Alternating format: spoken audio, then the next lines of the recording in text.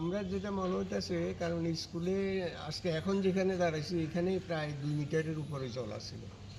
ফলে আমাদের কোনো ক্লাসরুমে আমরা বাঁচাতে পারিনি।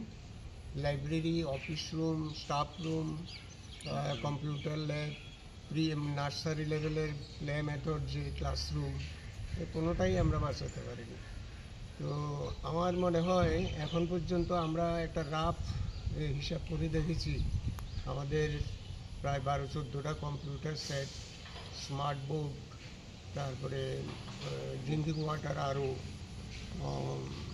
স্ক্যানার, তারপরে ওই বই বই আছে প্রচুর, প্রায় 2 থেকে 3 লক্ষ টাকার বই, লাইব্রেরি এবং আমাদের ক্লাস 1 to 12 যে সকল ক্লাসের রেফারেন্স বুকগুলি।